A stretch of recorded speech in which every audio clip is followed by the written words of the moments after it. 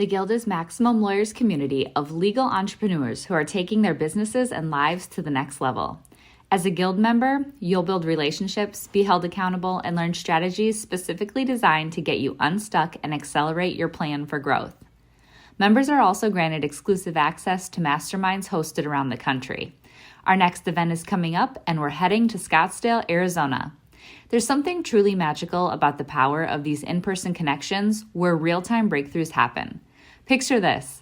You're surrounded by like-minded law firm owners tackling your business and mindset challenges together.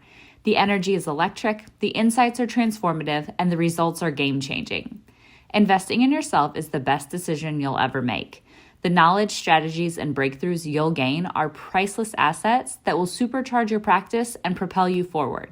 Join the Guild and secure your ticket to Scottsdale at the best possible price by visiting maxlawevents.com.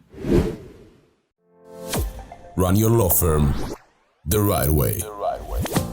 This is the Maximum Lawyer Podcast.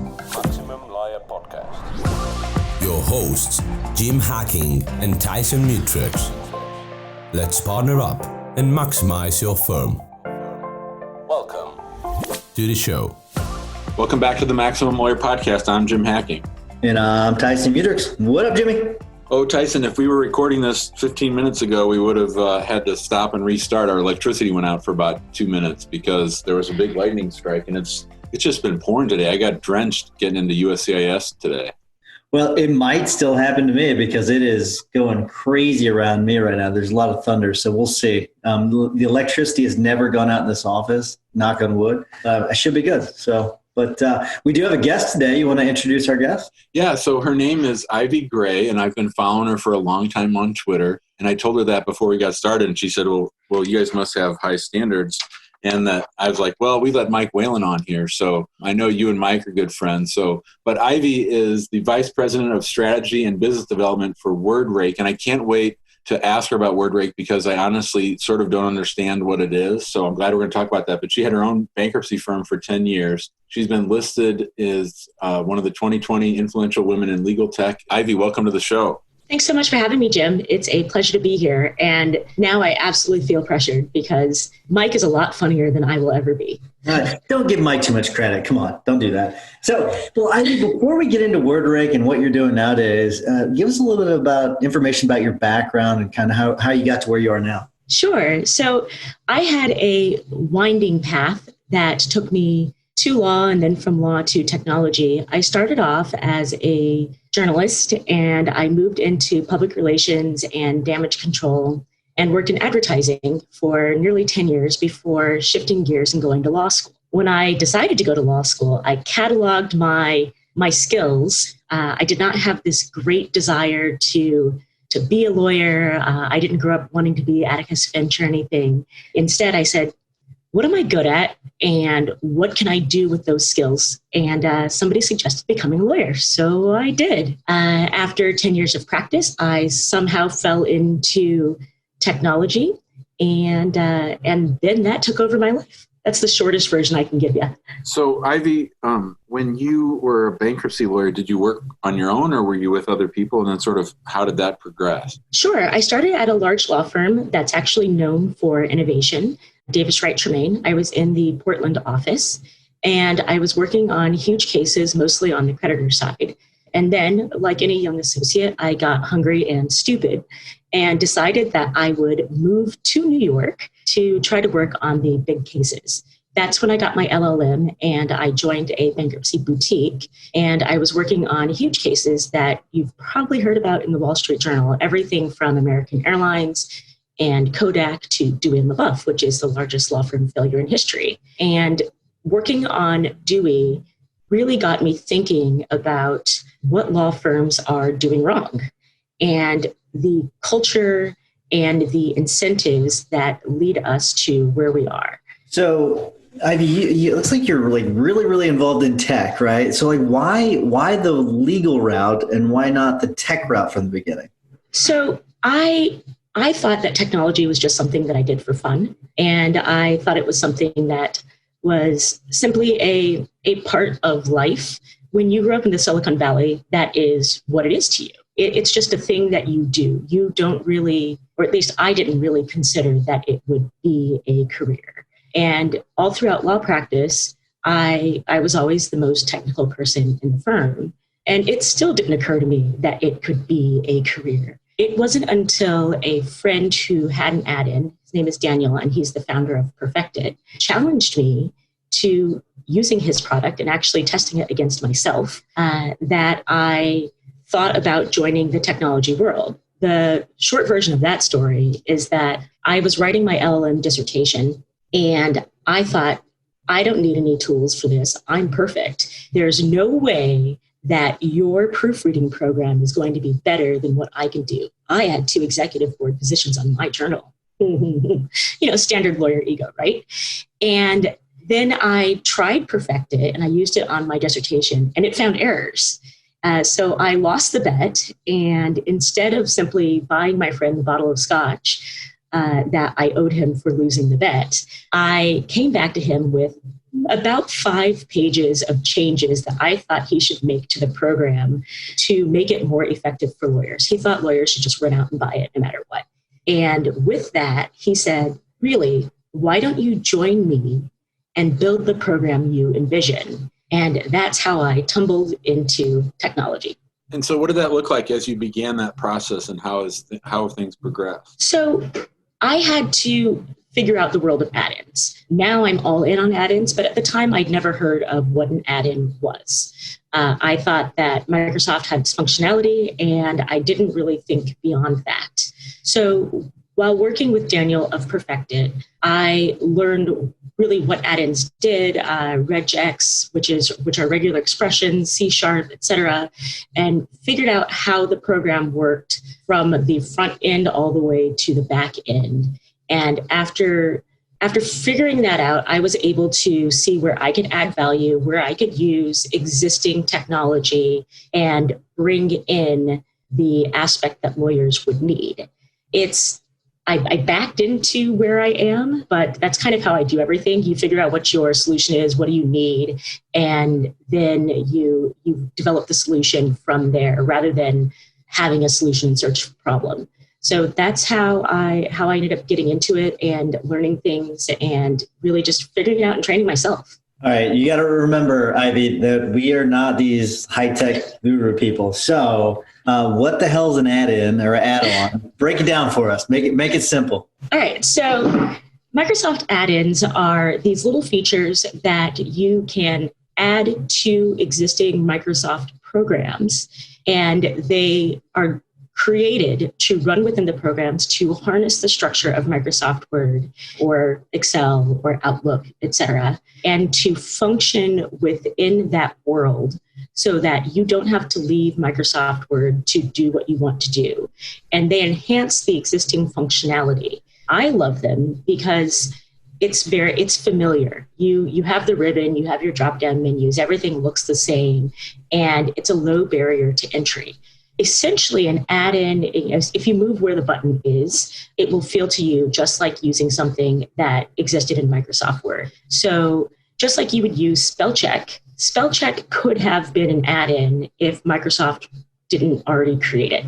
An add-in will do that same sort of thing. You click a button, it runs within that world. It doesn't make you change or do anything different. It's seamless integration and automation. Is this like a commonly known thing? I've never heard of an add-in for like on Google Docs. Like they have add-on, like I don't know what they're called, but I'll call them an add-in. But like I didn't know you could do the same thing for Microsoft Word. So is this like a commonly known thing? It is becoming more common. In 2017, when Microsoft changed its platform and started creating a marketplace for add-ins, it became more common. Before that, it was a lot harder. You had to know so much more, and there were a bunch of restrictions. And I think only the most obsessed people actually heard about it, and now it's much more common. If you look to other industries where writing and editing are super important, you'll see a higher adoption. So for instance, editors and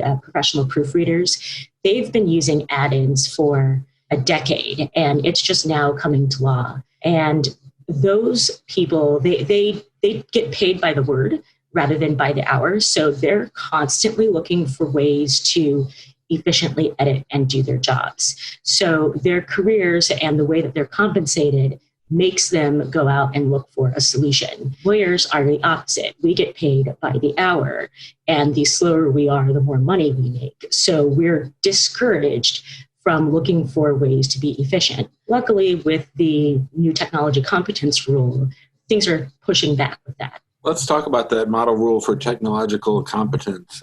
How is that come into play for lawyers? I bet a lot of our listeners don't know about that. Sure. So in 2012, the ABA issued an adjustment to a rule. Model Rule 1.1 tells lawyers they must be competent in all things.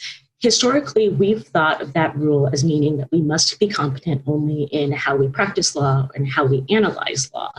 And we've ignored all other business aspects. In 2012, that changed.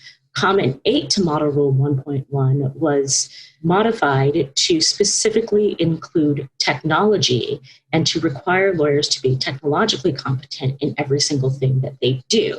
And the first people who started talking about it went way off, and they started talking about blockchain and AI and all sorts of things that are scary and often irrelevant, especially for solo and small firm lawyers, who really cares about blockchain. And when I started writing about it, I said, why aren't people talking about how this actually impacts daily practice? And I thought, Microsoft Word, how many lawyers don't know that they can add things to their dictionary? How many lawyers don't know how to mark citations and use the built-in table of authorities feature? How many lawyers don't know how to do something simple like format bullet points or properly change line spacing to comply with court requirements? And realizing that people really didn't know that, but most commentary was about this other inaccessible stuff, I started writing about technology competence and thinking about how it mattered practically. So I'm going to ask you something fun. Tell me this, what is one cool add-in that most people don't know on, or one cool tool, not add-in, one cool tool that most people don't know about with Word that you think most people should know about? Oh my gosh, I love Word. So the list could be so long. No, I think that the easiest one for people to begin using right away is the navigation pane. When you use Microsoft Word styles and all of the headings, Microsoft will automatically create an outline based on those headings and put them into a navigation pane. So if you look to the left of your screen, you will see everything that you created in an outline form. And that outline actually helps you stay on point and stay focused. For me, once I started using the navigation pane and drafting with that outline next to me, my briefs got so much better. They were so much more persuasive. And I felt less tempted to throw in every argument simply because I could, or to throw in arguments that were irrelevant or otherwise weak. Seeing that outline as I drafted made me constantly question whether this argument or this sentence actually advanced what I needed to do for my clients. And my drafting became so much better. So it's a simple thing. Control F, expand, you will see the navigation pane on the left side, and it is life-changing. Thanks to our sponsor, Smith AI. Smith AI is a superior receptionist service for law firms, trusted by many maximum lawyers, including me. At my immigration practice, the Hacking Law Practice, Smith's friendly U.S.-based receptionists respond to potential clients in English or Spanish, screen and schedule new leads, and even take payment for our consults. The best part is that they don't just handle these conversations by phone, they also have live agents and chatbots capturing leads on our website through their chat widget. They serve as our friendly gatekeepers while my team and I work uninterrupted. We get new clients and we get work done. How awesome is that? If you're in a solo or small firm, I know you'll appreciate this. Plans start at just $70 a month for calls and $100 a month for chats. They even offer a totally free chatbot, so there's no excuse. Try Smith AI today and see for yourself why attorneys like me say Smith AI receptionists are the secret to business growth. Smith AI offers a free trial, and Maximum Lawyer listeners get an extra $100 discount with promo code MAXLAW100. That's MAXLAW100. Sign up and learn more at www.smith.ai. Trust me when I say, don't let another day go by. Try Smith AI. All right, great. Well, we're talking about model rules and formatting on Word, some of the things that really need to be talked about, but sometimes aren't. I want to shift gears a little bit and talk to us about WordRake. What is WordRake, and how can it help people who are practicing law and dealing with briefs and things? Sure. So WordRake is, as we started talking about, an add-in for Microsoft Word. It helps lawyers and other professionals seamlessly edit for clarity and brevity in Microsoft Word and Outlook. And it presents its changes in the familiar track changes style. So if you like something, you can just click and accept. I really hope that track changes are familiar to everybody. WordRake will help you edit for plain language and reduce legal jargon and legalese, cutthroat clearing introductory phrases such as clearly and furthermore, things that really don't add to your writing. It will remove unnecessary descriptive words and modifiers, correct nominalizations and wordy adjective phrases. Those are all of the things like make a decision to, all of those words that end in ION. Remove redundancies and correct usage errors, correct high-level grammar errors and punctuation mistakes, and edit conversational language to be more professional. And it will do that all in one click. It would take you hours to go through and look for those sorts of things, and you become rather blind to your own writing and your own habits. But software doesn't become blind, and it never gets tired. So WordRake will catch all of those things for you, and it can edit 15 to 35 pages in under a minute. All right, so I'm going to ask you something not about the product itself, but actually, what's it like marketing a product like this? I mean, it's so different from practicing law. I mean, what is it like marketing this? Is it more difficult than practicing law? Is it easier? I mean, tell me the differences. So I would actually say that it's harder than practicing law. When you're practicing law, people have a pain that they recognize, and you don't need to convince them that they have a pain and that it should be fixed. With software that makes you more efficient, you must educate people that there is another way, that this pain actually can be fixed, and that the thing that I have is the solution you want. And then you have to convince people that being more efficient is actually a good thing. I know that most people would say, oh no, lawyers are ethical. They'd never choose to work slower. But the fact of the matter is that lawyers do choose to work slower. And efficiency is threatening and it is scary. And when we look at our billing records and we see that lawyers are billing 2 to 3 hours a day, even though they're working 10, the notion of scraping off 6 minutes here, 15 minutes there, 30 minutes here is just terrifying. So educating people and helping them see that they can be more efficient, that they will deliver a better work product to their client, and that they will actually continue to bill the same amount. It's just that their efforts will be spent on useful things that clients want to pay for. Yes, a client doesn't want any typos in their documents, and they don't want any errors or long-winded, winding sentences, but they don't want to pay for those things. They want to pay for your analysis. And if you can shift your effort from hunting for commas and capitalization issues to actually analyzing something better, then your clients will be happy.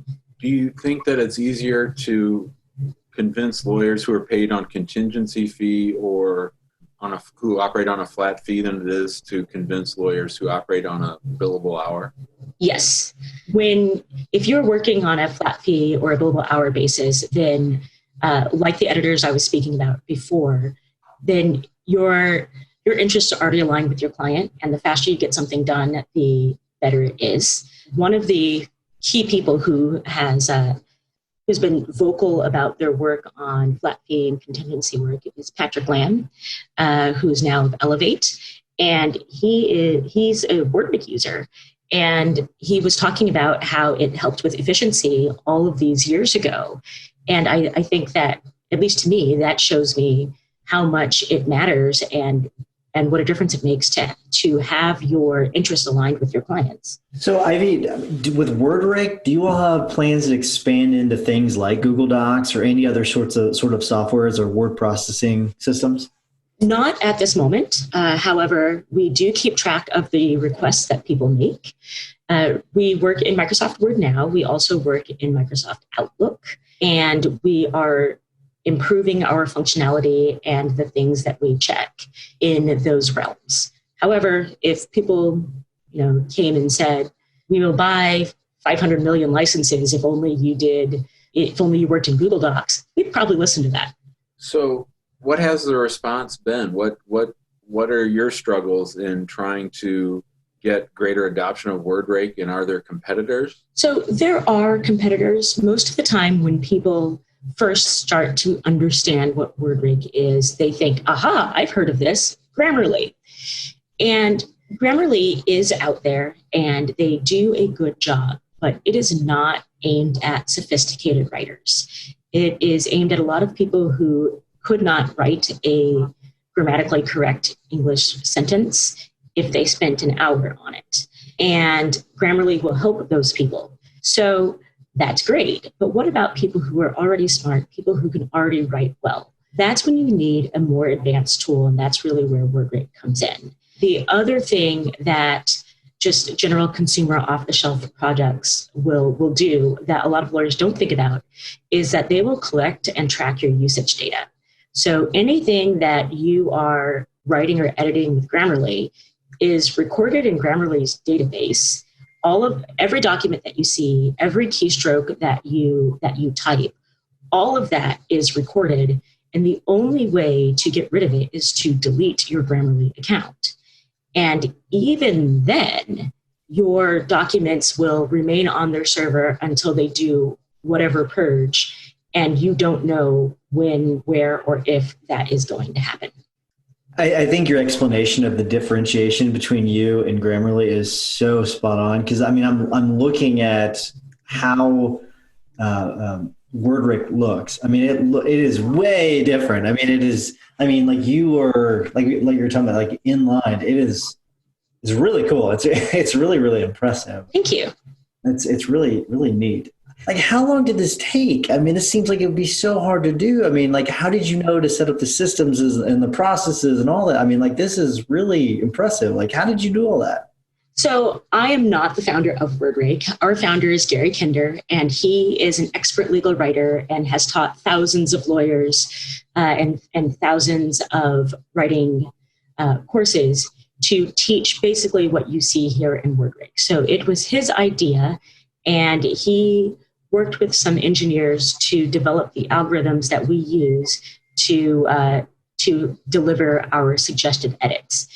I am now in this world, and as part of my work in strategy and business development, I get to come up with new things. And because I'm familiar with the process of looking at a program and then reverse engineering it and figuring out what's missing and what else I can add, I have this unique thing that I bring to the table. And I cannot even begin to explain how I wound up there. It was a surprise to me too. Tyson and I met because I was teaching a class on law practice management at SLU. And in fact, tonight we're talking to the successor of that class. So we're going to be meeting with law students. And I wanted to raise two things. One, there's a guy named Dennis Kennedy, who I'm sure you're familiar with, who came. Love him. He's a friend.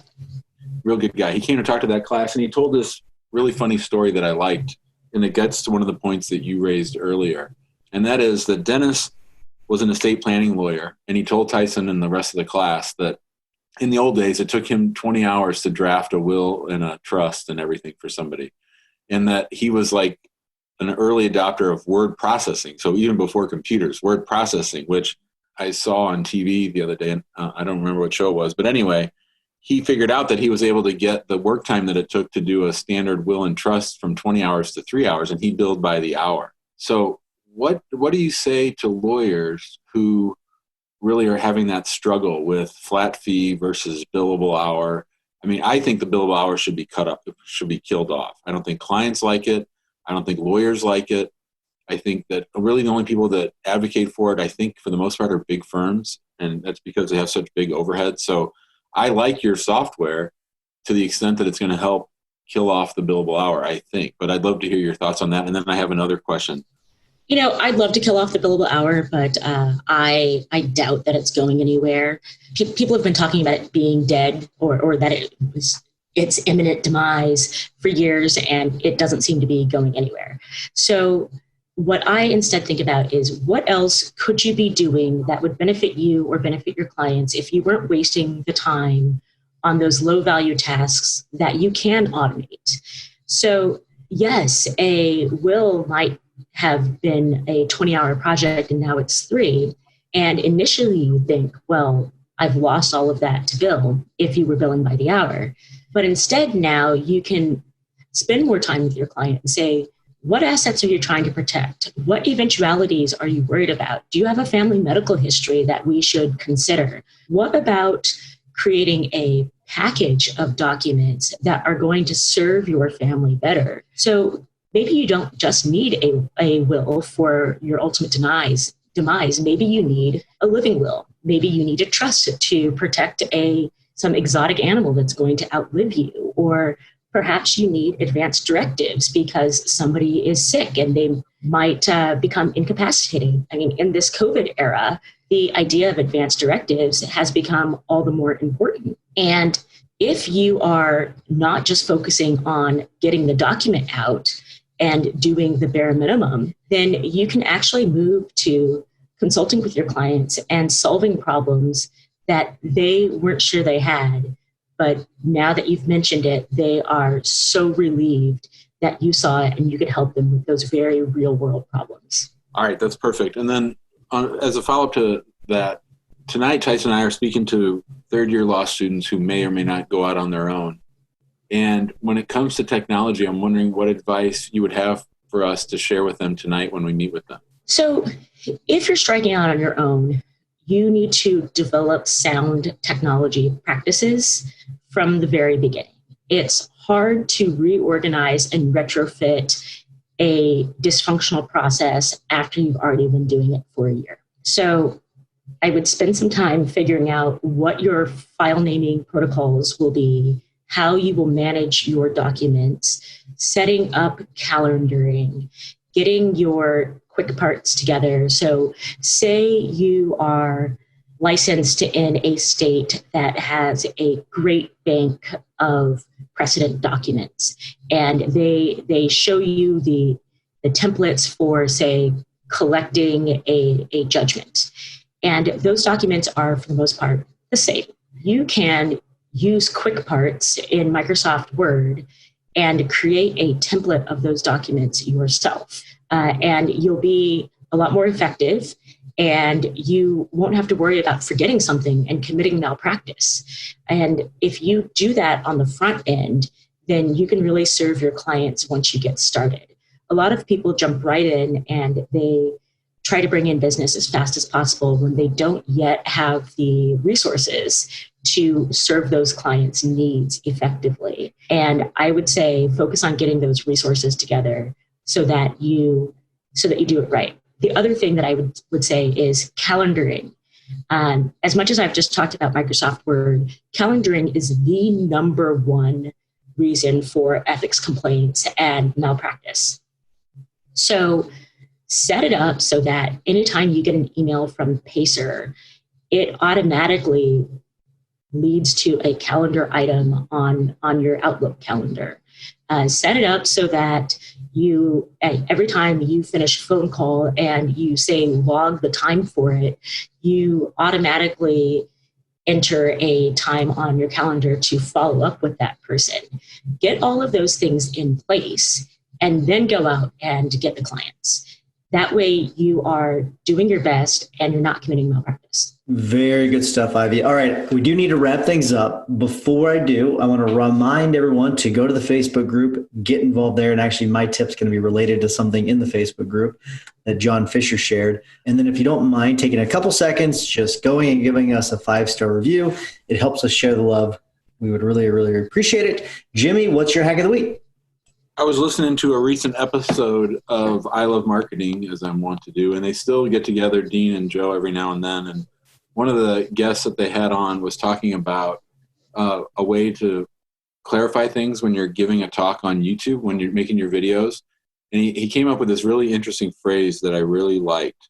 And it's that when you are getting ready to make your point, you use one of two words: look or listen. So as you're giving your talk on your YouTube video, you can pause for a second and say, look.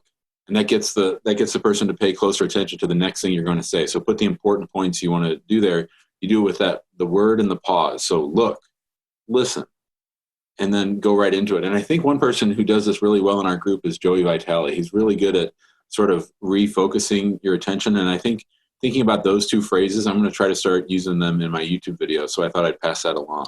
Jim, listen, Ivy has a really good tip for us. And so Ivy, what's your tip? My tip is to get the book, Thanks for the Feedback, The Science and Art of Receiving Feedback Well. It's by Sheila Heen and Douglas Stone. For me, I love this because one of the most difficult things as a young lawyer especially is listening to feedback and actually changing your behavior so that you can be successful. And this book will help with that. I think everyone needs to read it. That's really, really good. I actually can't wait to read that book. You mentioned it before the show started, and I'm really interested in that.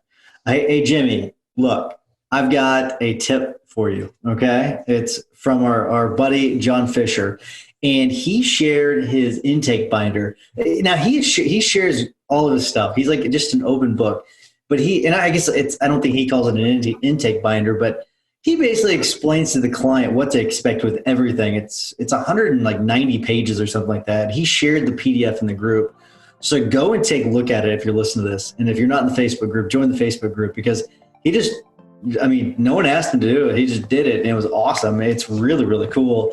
It's branded. You may have to ask him, who branded it for him, but it's got all of his logos and everything on it. It's really, really neat. So if you haven't seen it, go and check it out, and you can probably steal some ideas, especially if you do personal injury. You can steal some of his ideas and put them into your own marketing. So Ivy, thank you so much for coming on. I got a lot out of it, a lot of technical stuff, but a lot of great takeaways in this episode. Thank you so much. Thank you. It's been an absolute pleasure. I'm so excited that I got to be here. Thanks, guys. Awesome. Thanks, Ivy. We'll see ya. Thanks for listening to the Maximum Lawyer Podcast. To stay in contact with your hosts and to access more content, go to MaximumLawyer.com. Have a great week and catch you next time.